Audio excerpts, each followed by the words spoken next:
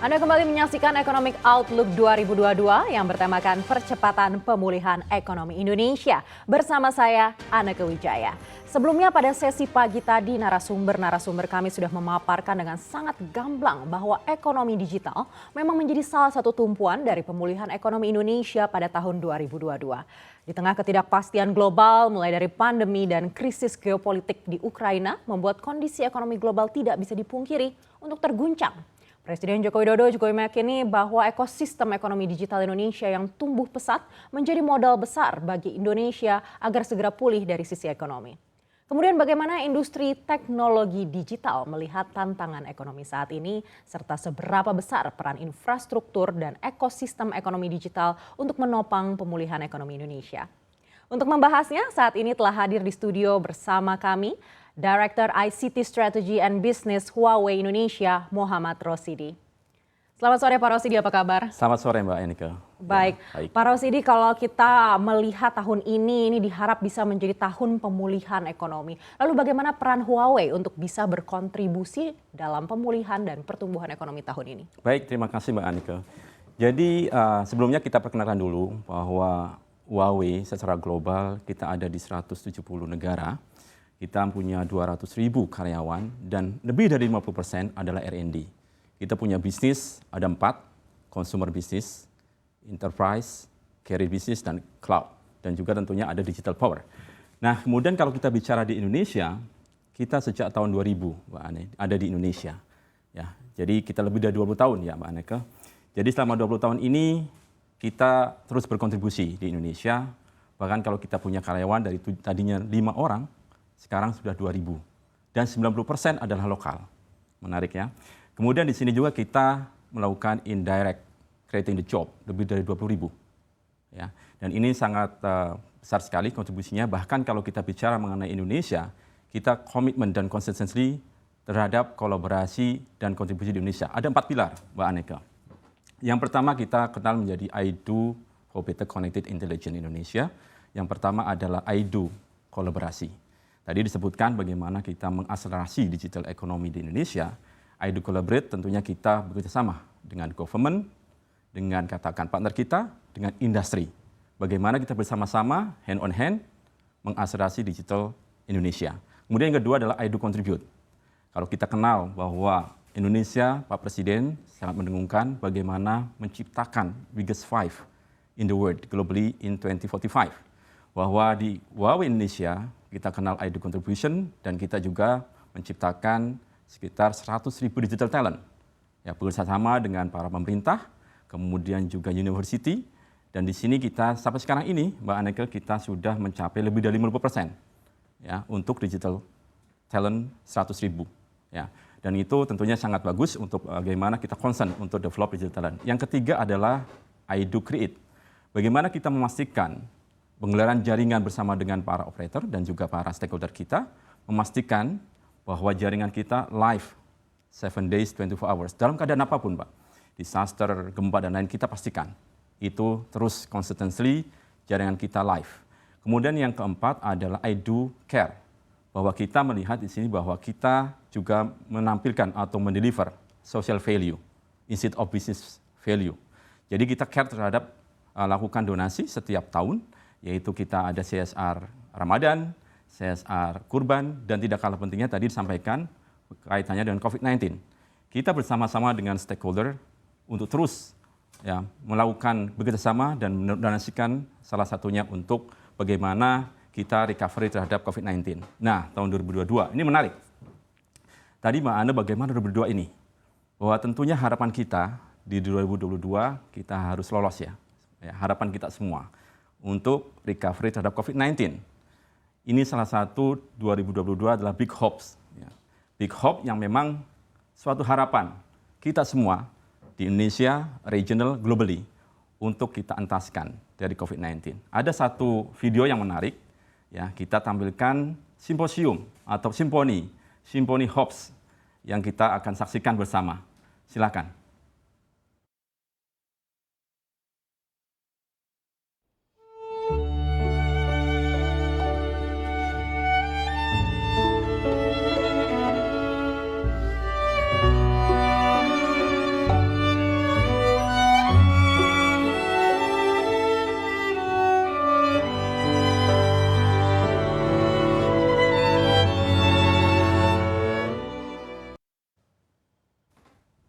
Wah, Pak Rosidi, kalau kita lihat video tadi ini musiknya sangat indah ya. Dan ini seperti memberikan harapan kepada kita semua untuk hal yang baik dan indah supaya bisa mengiringi kita di tahun 2022 ini. Dan saya lihat para pemain biola ini bermain di tempat yang berbeda, namun suara musiknya masih terdengar seragam dan juga indah. Jadi seperti berada di satu tempat yang sama begitu.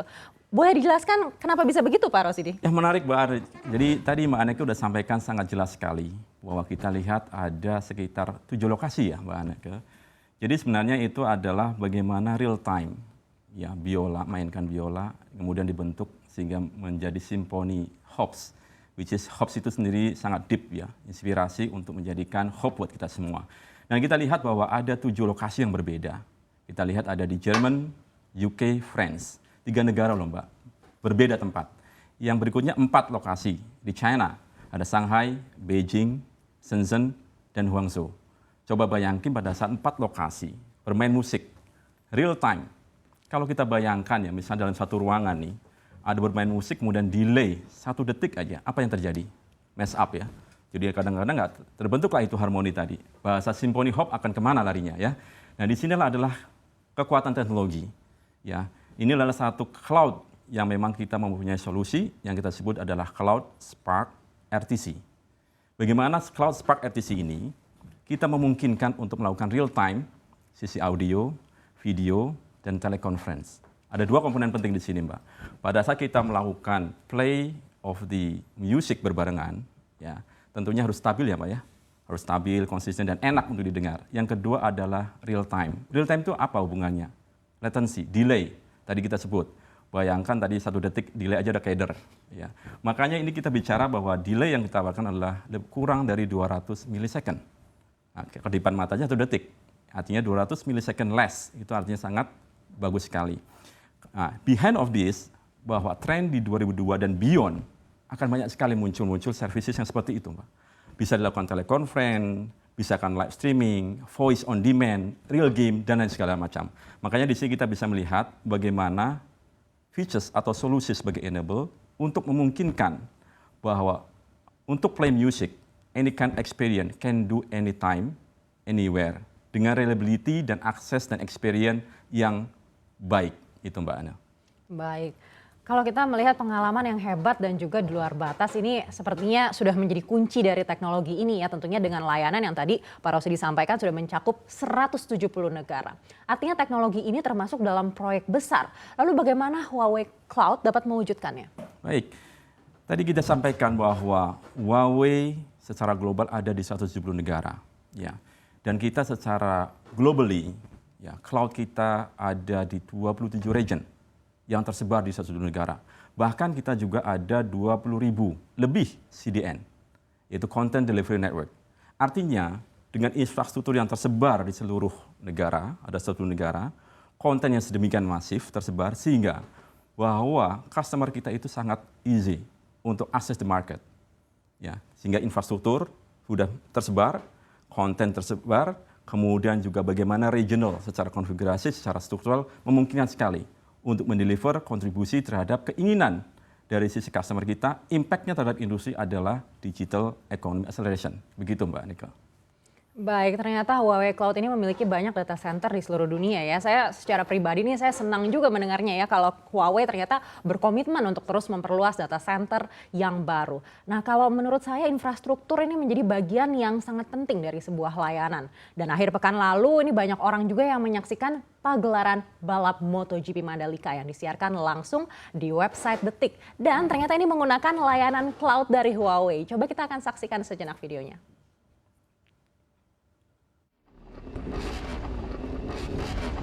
All crew standby. All ready, okay? Server. All cover. Okay, let's go. Ketika dirimu harus melawan rasa bimbang, ingatlah terhadap orang-orang yang mempercayaimu. Hingga akhirnya kau layak untuk menjadi pemenang. seperti Huawei Cloud yang layak dan selalu dipercaya penggunanya. Mengembangkan layanan CDN dengan kualitas jaringan yang super tinggi. Membuat pengalaman sempurna untuk live streaming, memutar video dengan latensi rendah, dan mempercepat kecepatan download. Layanan CDN tersebut sudah tersedia di Indonesia. Powered by Huawei Cloud. Grow with intelligence.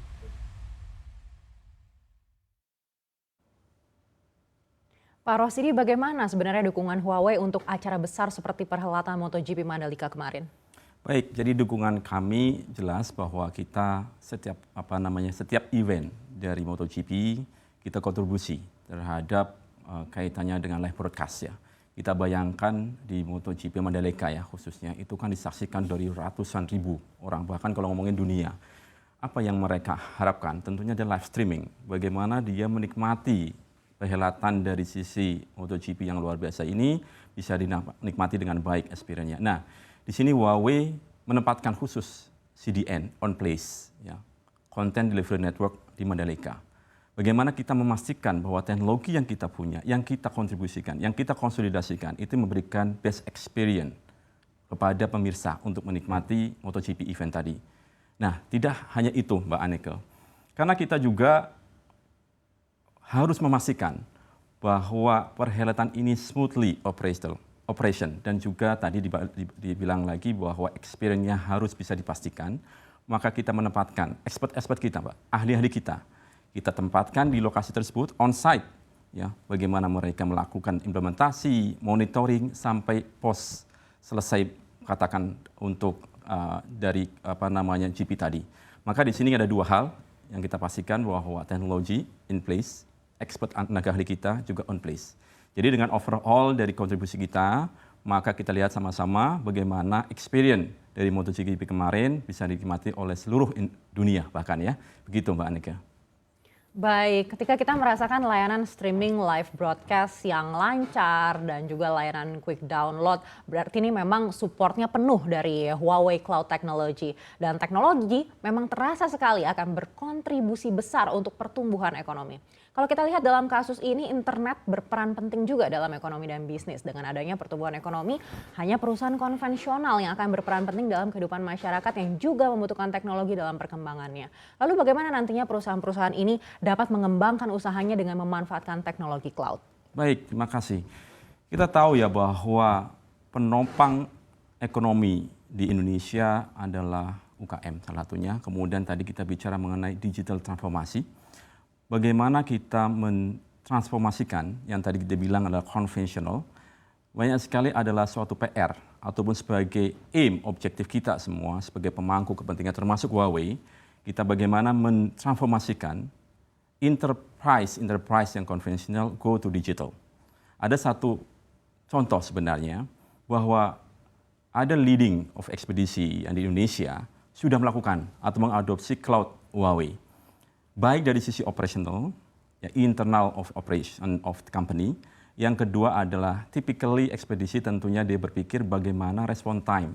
Ada demand untuk katakan pengiriman barang, itu kan responnya harus cepat. Ya, at the end pada saat kita memberikan respon terhadap customer, akan ada impact, Mbak. Impact-nya adalah bagaimana revenue itu naik. Ini salah satu penting, bahwa di business impact karena teknologi enable. Ya. Dan tidak kalah pentingnya, Mbak Ana, bahwa di Indonesia kita akan bangun ya, local data center cloud. Ya, di tahun ini Mbak Ana, artinya bahwa enterprise yang konvensional untuk menuju digital transformasi itu akan lebih mudah. Karena pembentukan ekosistem, infrastruktur as a service-nya sudah tersedia, maka mudah sekali partner, customer, vertical industry untuk masuk ke dalam cloud. Nah, ada satu lagi sebenarnya. Saya akan menampilkan kaitannya dengan smart port yang Tanzian.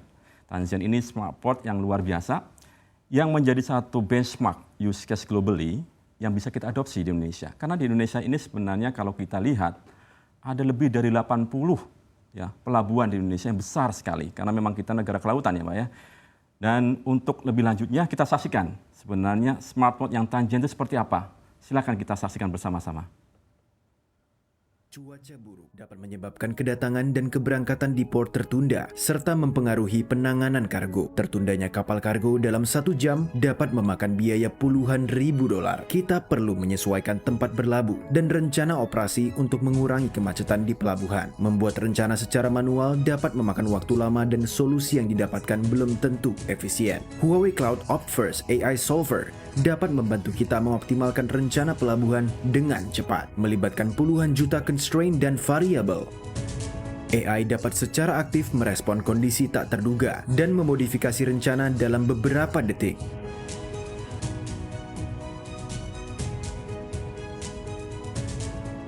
Tempat berlabuh dan derek kontainer dengan cepat dialokasikan sesuai dengan kebutuhan. Resource dijadwalkan secara cerdas untuk memastikan tugas didukung dengan baik dan diselesaikan dengan cepat. Huawei Cloud Optverse AI Solver memungkinkan platform perencanaan pelabuhan yang cerdas untuk mengembangkan rencana dengan cepat dan mengkoordinasikan setiap resource dalam memaksimalkan pemanfaatan untuk memudahkan operasi pelabuhan.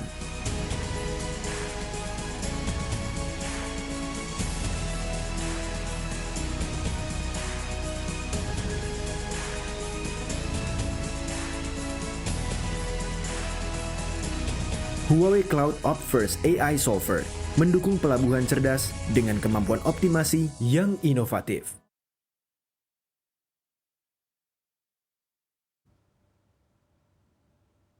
Wow, pelabuhan cerdas, Pak Rosidi. Kira-kira peran Huawei bisa seperti apa, Pak? Mungkin boleh dirinci lagi? Ya, luar biasa ya Mbak Aneka, bagaimana port, smart port. Jadi saya sedikit cerita ya, Tangian Port itu ternyata salah satu top 10 dari pelabuhan tersibuk di dunia. Ya, bayangkan dalam 1 hari itu ada 200 negara Mbak yang melakukan transaksi atau pengiriman barang.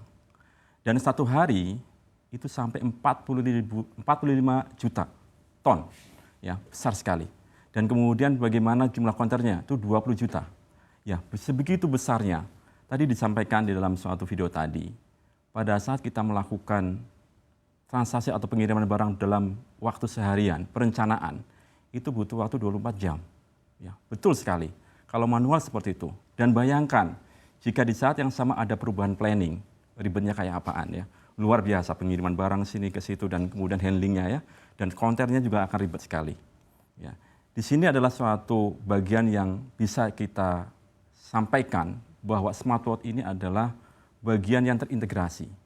Kita tadi sampaikan terintegrasi antara 5G, cloud, AI, big data, terintegrasi, green dan intelligent. Ya. Dengan adanya tadi kita sampaikan cloud Huawei dengan Observe, ya, Observe tadi AI solver. Jadi ini bagian suatu solusi kami yang bisa mengatakan bahwa itu bisa cost saving. Bayangkan dari 24 jam menjadi 10 menit. Ya. Perencanaan dengan segitu besarnya, huge of the sport, ya, itu bisa dilakukan dari 24 jam ke 10 menit. Lebih dari 140 kali lipat saving. Artinya apa? Bahwa yang pertama adalah efisiensi, robust in planning, dan tentunya akan memberikan suatu dampak secara bisnis. Kita lihat tadi, sekitar 15-20% effectiveness. Ya. Dan itu sehingga bahwa kita lihat, pada saat kita bicara mengenai cloud, AI, dan terintegrasi semua ekosistem ataupun digitalisasi, maka impact-nya sangat besar sekali ke industri vertikal, khususnya port. Dan ini bisa jadi benchmark kita untuk diadopsi di Indonesia. Begitu Mbak Aneka. Baik, semakin menarik Pak Rosidi. Kita akan bahas lebih dalam lagi usai jeda. Dialog akan kami lanjutkan sesaat lagi. Tetaplah bersama kami di Economic Outlook 2022.